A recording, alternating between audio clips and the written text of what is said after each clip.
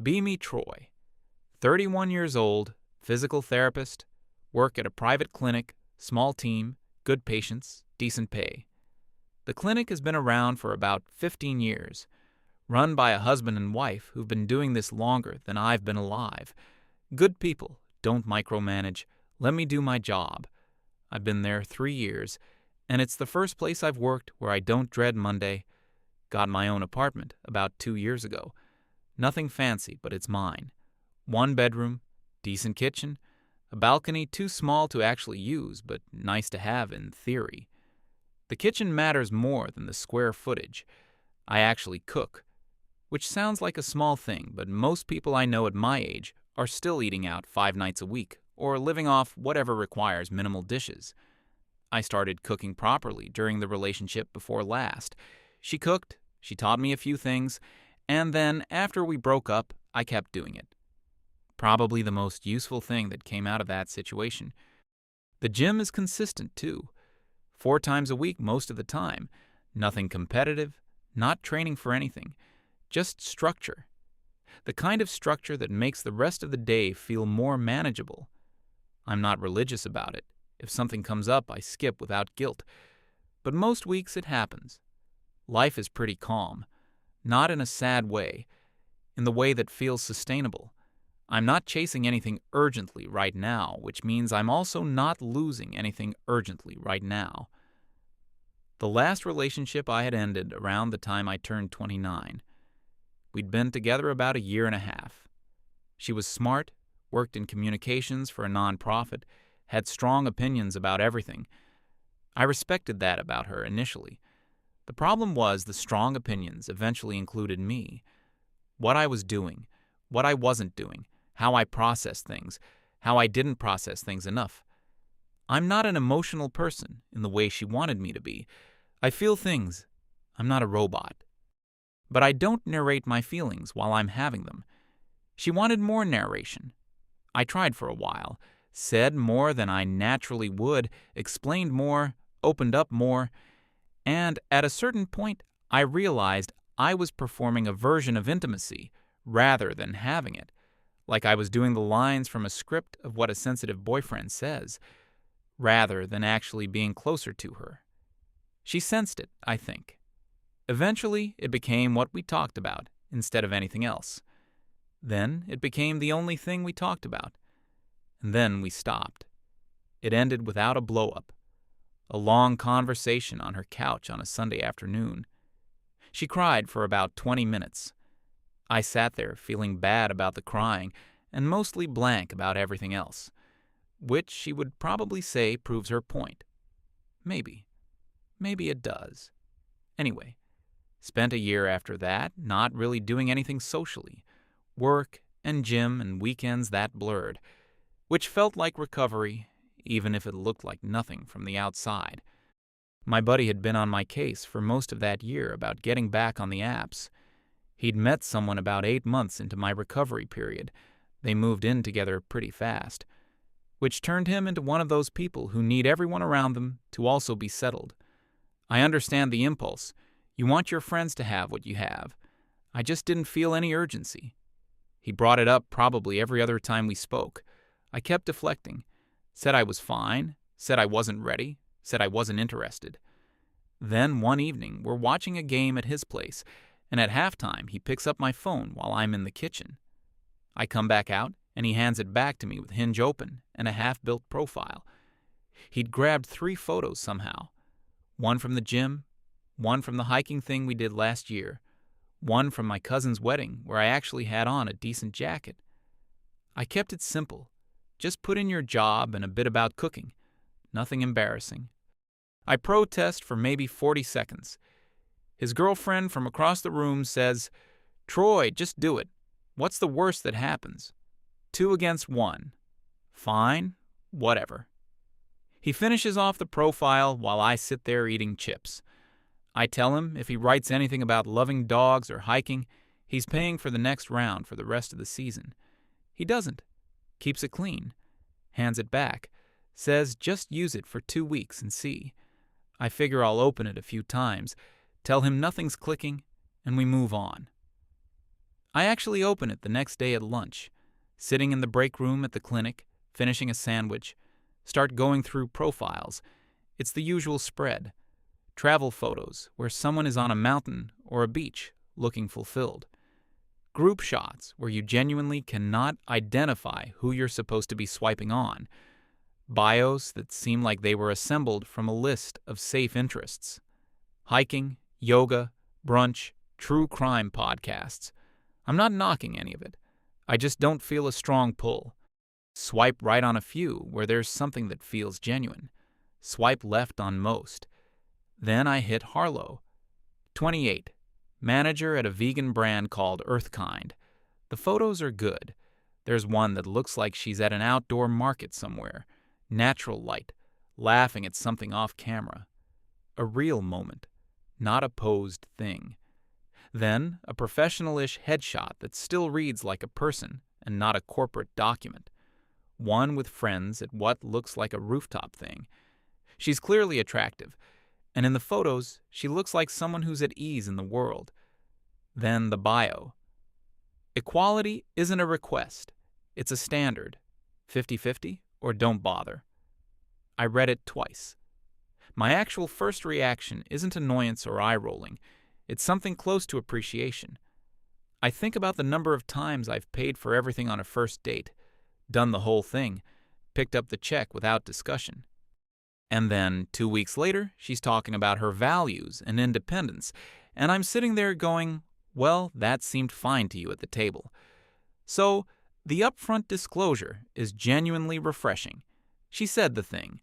We both know what the situation is before we're sitting across from each other. I swipe right. She matches me that day.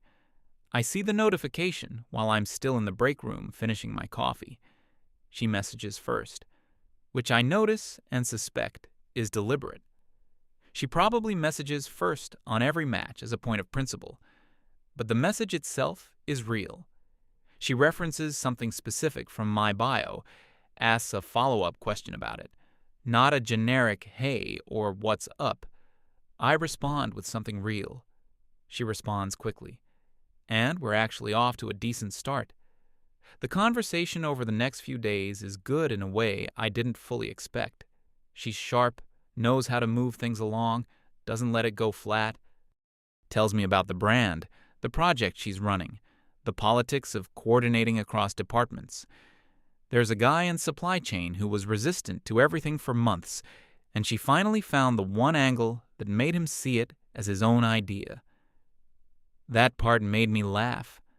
Asks me about work, genuinely asks, not just as a reciprocal thing, wants to know what it's actually like, what the job feels like day to day. I tell her about the shoulder guy. 62? Tried to move a washing machine alone because he didn't want to bother anyone. Came in barely able to lift his arm past his chest. She goes, that sounds like something her dad would do, and laughs. Every few exchanges, she drops something in.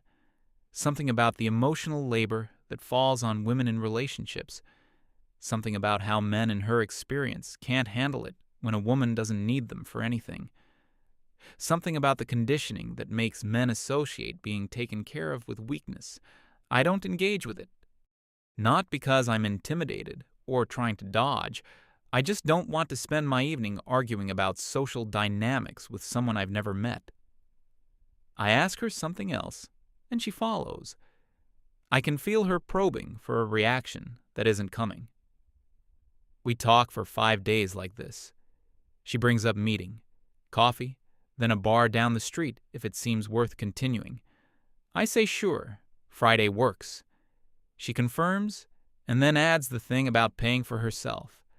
Says, just so we're clear, I'll obviously be paying for myself.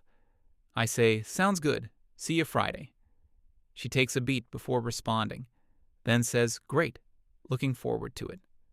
I think she wanted me to make a thing of it, to insist, or argue, or at minimum react somehow. I just confirmed the time and moved on. Friday arrives. I finish with a knee patient around 6. He's post-surgical, still doing the careful work.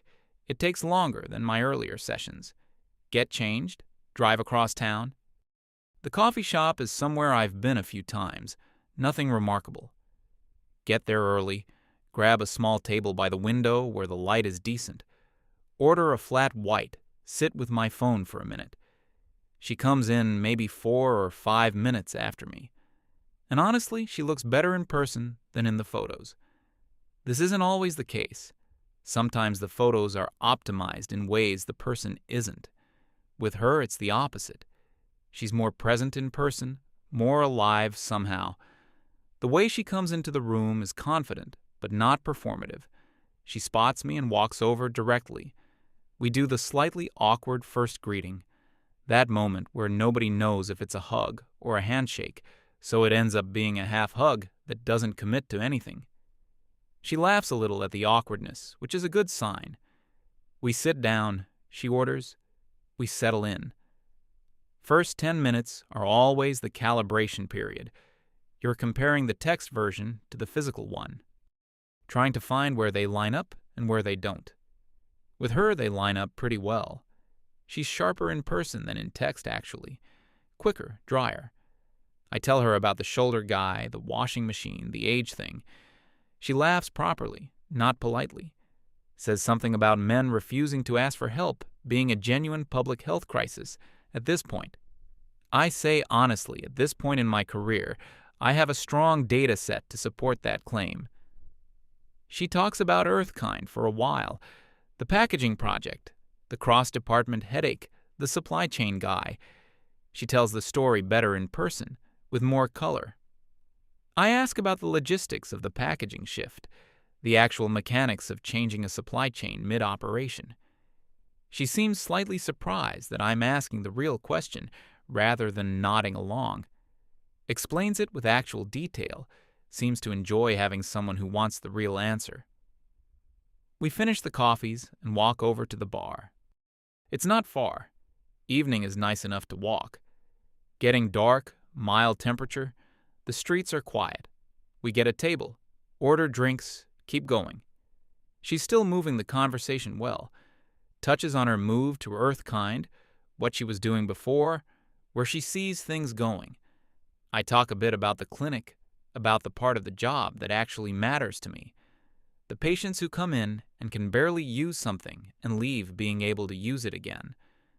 The shoulder guy going home being able to lift his arm. She says that sounds like a job that means something, and I say, yeah, it does. Somewhere in the second drink, she brings up toxic masculinity, not as an attack, more like a topic entering the room. Says something about how it affects men, too. How men are conditioned to suppress difficulty, and it surfaces sideways as withdrawal or anger, or just this inability to be present. That she sat across from a lot of guys who clearly had things going on and had no way to actually talk about it. I listen to the whole thing. Some of it seems true. I say something like, yeah, there's probably something real in that. She waits. I think she wanted me to agree strongly, or to push back, or to offer a personal story that proves or disproves the thesis. I ask her how long the Earthkind role took to really feel comfortable. She answers, we move on. It's a good evening overall. Nothing that makes me think this has to continue, but genuinely pleasant. Better than a lot of these things go. She goes to the bathroom at some point around the second drink. I wave over the server, ask for the check.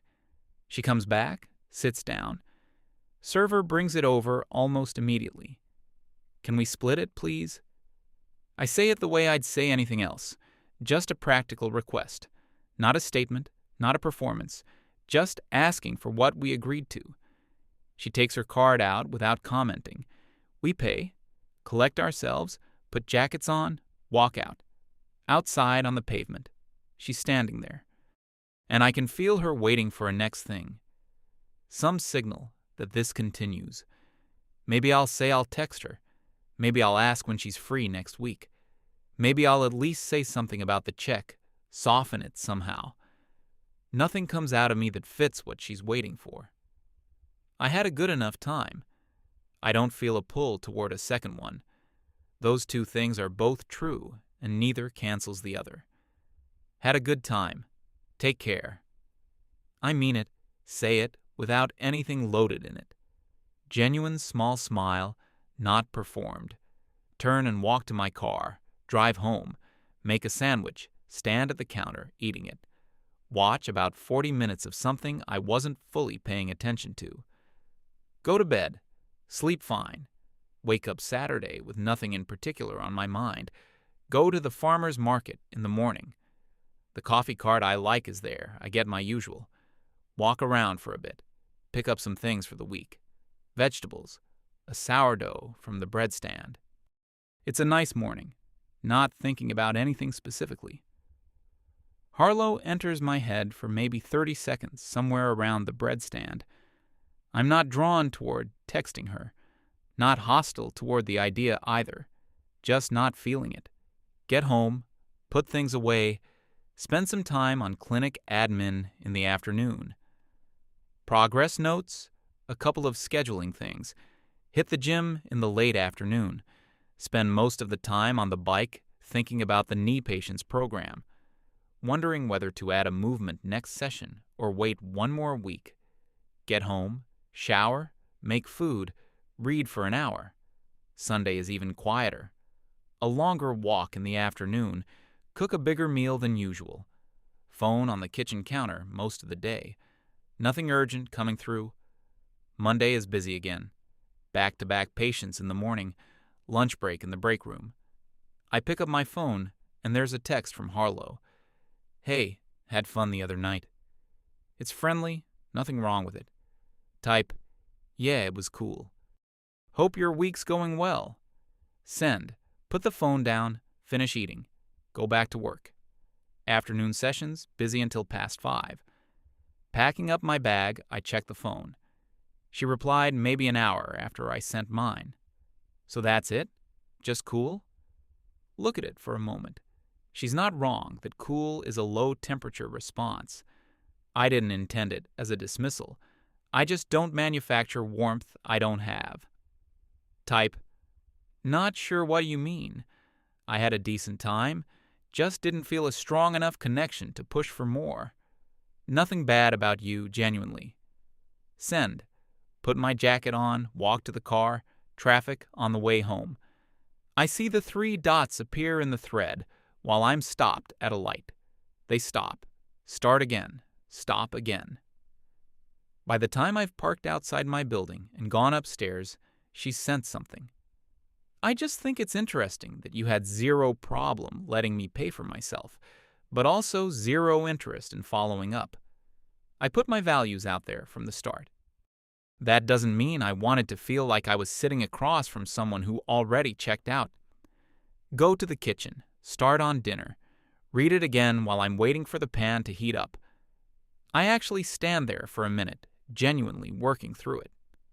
I respected what she said she wanted. I paid my half because she said she wanted to pay her half. I didn't follow up because I didn't feel a connection, which is, to me, the equivalent of what she did when she said 50-50 or don't bother. She stated a preference plainly. I stated mine plainly. Type, I wasn't trying to be cold about it. You said 50-50 up front, and I respected that. Just didn't feel a spark on my end and thought being honest about it was better than pretending otherwise. No hard feelings at all. Eat dinner, do the dishes. She reads it, doesn't respond for a while. I watch something, nothing I care about, checking my phone without urgency. Past 9, she sends a long message. I'll describe the shape of it. She says I'm emotionally unavailable, that a real connection requires someone who actually shows up for it, who demonstrates interest, pursues, makes the other person feel like they were chosen rather than assessed and found acceptable. That just because she believes in equality doesn't mean she wanted to feel like she was doing a transaction. That there is a specific type of male behavior where a man uses a woman's own principles against her, hides behind her stated preferences as justification for not trying, and that this is actually a form of defensive behavior, a kind of quiet, toxic masculinity, the type that doesn't announce itself but is still operating. That a man who was actually present and available would have recognized what she was looking for and would have engaged with it instead of retreating into practicality. I read it twice. Put the phone face down on the coffee table. Sit in the quiet for a minute. I'm not angry. I'm also not defensive. I feel something more like a slow, specific exhaustion, the kind that comes from recognizing a dynamic you've bumped into before in some form. I was polite the entire time. I was engaged, present, asked real questions. I showed up, paid my portion as agreed, didn't ghost. Was honest when she asked. The one thing I didn't do was pursue her after she explicitly said she didn't want to be pursued. And that's apparently where the quiet toxicity lives. Go to bed. Don't respond that night. Morning comes, routine, work. During a gap between patients, I type, "No hard feelings. I think we just wanted different things." Send it. She reads it. No response. And that's the last of it. Nothing else comes. The thread just sits there after that. Read, finished. Life keeps going exactly as it was. Work, gym, weekends, cooking, the same quiet structure. Hinge stays on my phone, but I open it less. The initial mild curiosity has started to flatten. My buddy texts a few weeks after the date, asks how it went. I give him the compressed version over the phone. He goes quiet for a second, then starts laughing. Asks me to repeat the part about the bio. I confirm she wrote 50-50 or don't bother. I did 50-50. She bothered. He laughs again. Says that might be the most complete story he's heard this year. I say I genuinely don't think it's that remarkable. It's just what happened. He says no, objectively. This is a thing. We talk about something else and move on. About a month after all this, my buddy sends me a text out of nowhere one afternoon. Says his girlfriend told him something. Apparently Harlow has a podcast. His girlfriend follows it. There was an episode recently about emotionally unavailable men and toxic masculinity in modern dating. There was apparently a segment about a specific guy. A man who, and he's quoting how his girlfriend described it, used a woman's own stated beliefs against her to protect himself from real intimacy. I read that 3 times. Don't ask for the link. Not going to listen to it. But I think about the shape of the narrative for a day or two. I was on time to the date. I was present. I listened. I asked real questions. I didn't check my phone. I didn't drift. I paid my portion, exactly as she'd requested. I responded every time she texted after. When she pushed for an explanation, I gave her an honest one instead of a convenient excuse. The one thing I didn't do was chase her after she told me not to need to be chased. And that's the episode. I think about what was actually happening underneath the stated preference. And I think there were 2 different things running at the same time. There was the principle, which is the thing she built the identity around, the 50-50, the independence, the equality. She believed it genuinely. Wasn't lying when she wrote it. Probably says it to her friends. Probably thinks of it as core to who she is. And then there was the actual preference, which was operating underneath the principle. Not that I would pay for dinner, but that I would want her badly enough to push against the principle. To say, I know what you said, but let me get this. To show that the rules don't apply here because she's different, because she's worth the override. That's the actual thing she was testing for. Not the 50-50. Whether I'd fight the 50-50. And I just didn't. Not as a strategy, not as a point I was making. I took what she said at face value and responded accordingly. And the taking at face value is where the whole thing went wrong. I was supposed to see through it, supposed to understand that the stated preference is the screen and the actual preference is what's behind it. And if you can't read that, you're not emotionally intelligent. You're not meeting her where she really is. You're using her words against her. I sit with that for a while. Not with anger. More like you'd sit with any observation that clarifies something you already half knew. My buddy checks in a few days later, asks if I'm going to respond to the episode or say anything, Tell him no? Obviously not. He says, yeah, smart. We talk about something else. I make dinner that night, take a longer walk than usual after, sit on the couch and read for a while before bed. Nothing dramatically different about the evening, just a Tuesday or whatever it was. After that, the whole thing settles. No more contact with Harlow, no mutual orbit, nothing surfaces. Just two people who went on one date and went separate ways, which is the normal outcome. Except for the podcast episode, but I'm not in it by name, and she doesn't know I know. So that's fine. Work stays consistent.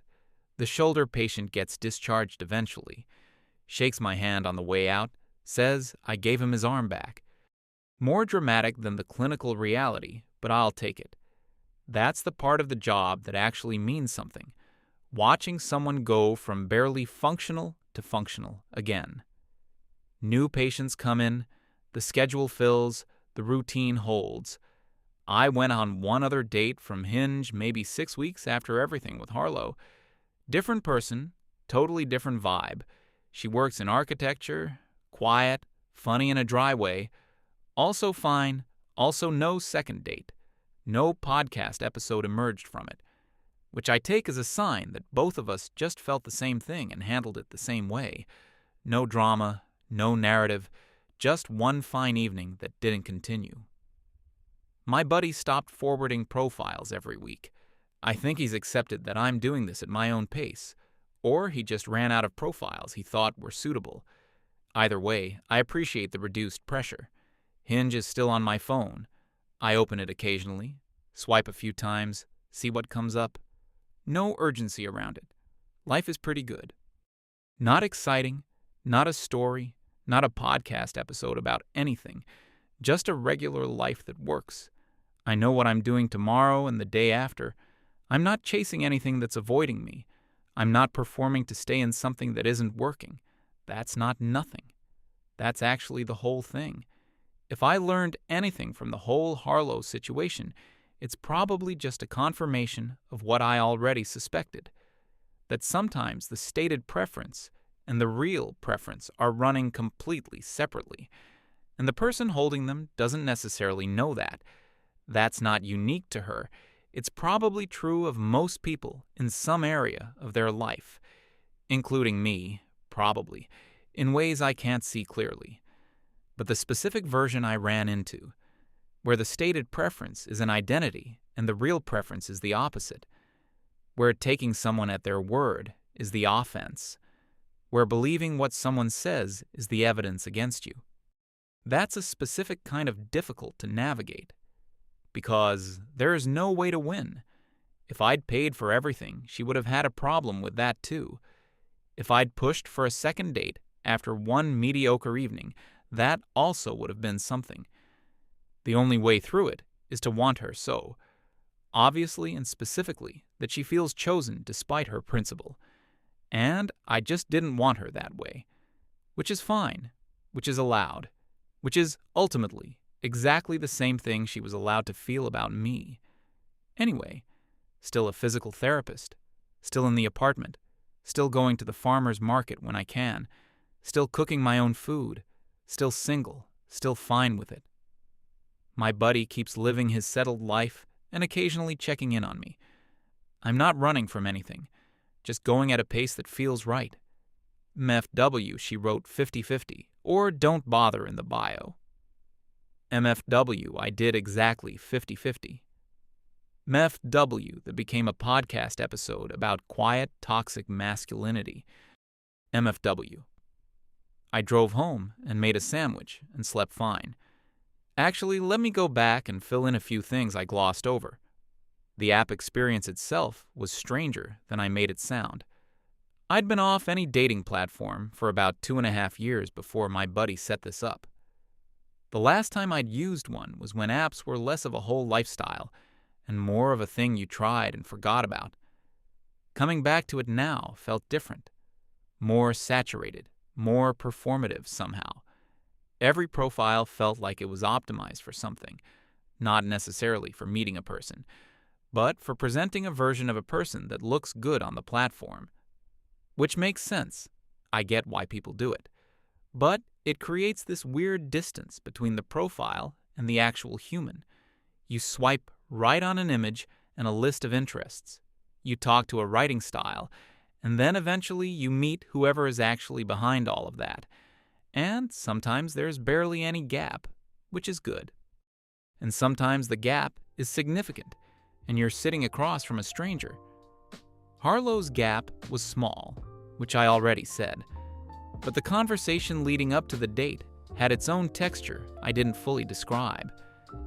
The thing about the ideology drops. She'd be in the middle of a perfectly normal conversation about her job or a restaurant or whatever, and then something would come in. It was never a full argument, just a statement, like a flag being planted, testing whether I'd salute it or question it. And when I did neither, she'd wait a beat and then let it pass. I'm not saying she was doing it deliberately.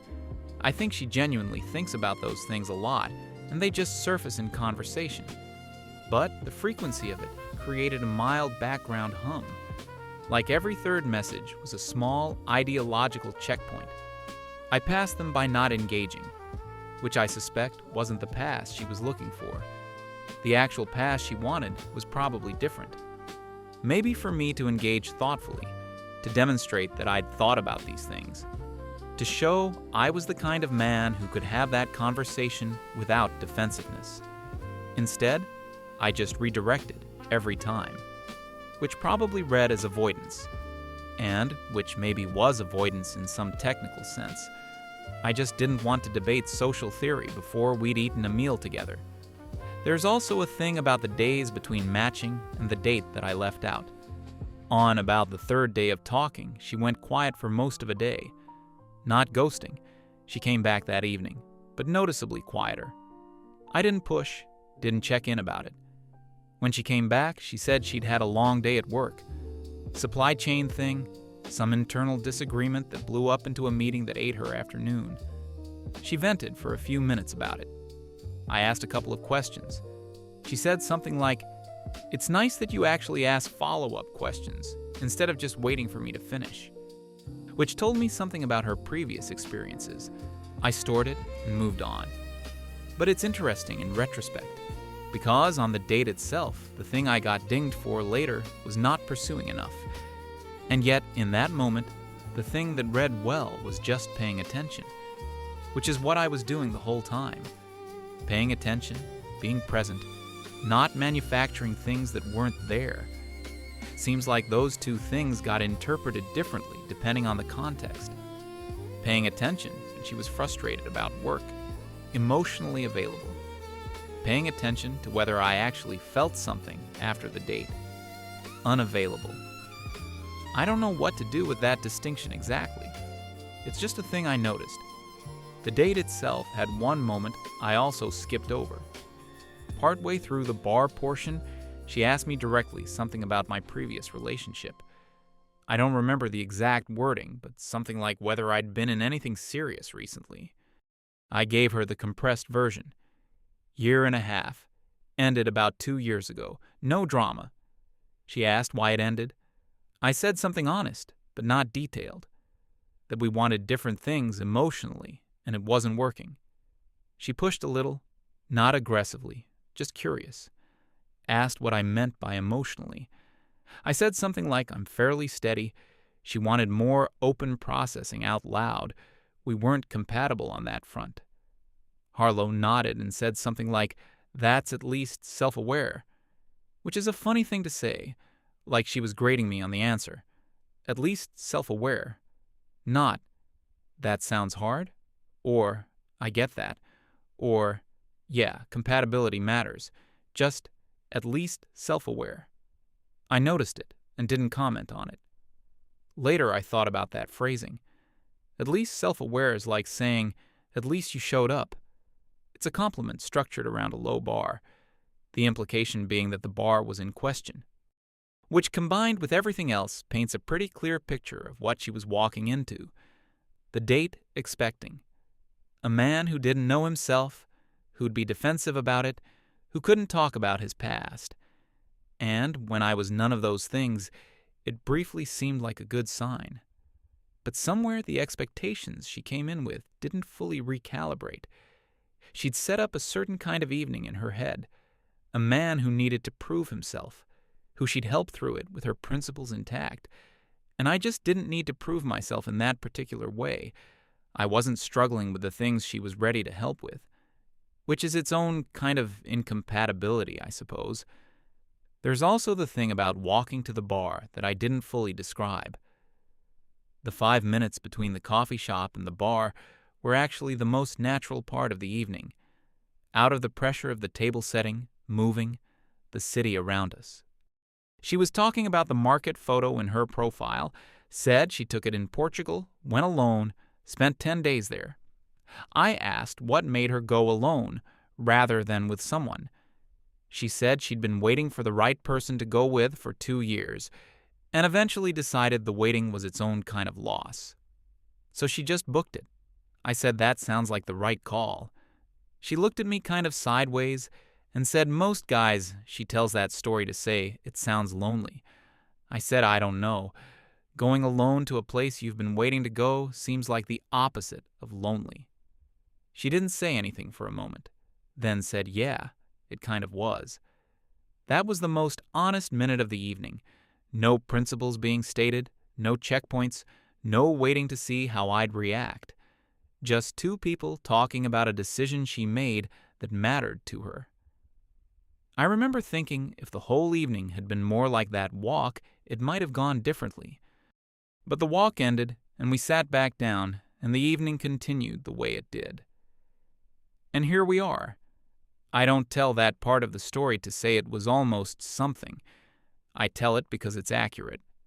There was a version of her in that 5 minutes that was easier to be around than the version at the table, and I don't know if she knows that. She probably writes the whole evening the same way regardless of that 5 minutes. The guy who checked out, who didn't try, who used her values as a shield. Not the guy who asked about Portugal and meant it. Anyway, I've been on a couple more dates since all of this. Different people, different outcomes. One was actually pretty good. We went out twice. It fizzled out naturally after that. No bad feelings. She was the first person I'd met in a while who I could sit across from and feel genuinely comfortable. Not performing, not trying to be the answer to her expectations, just existing in the same room and having it be fine.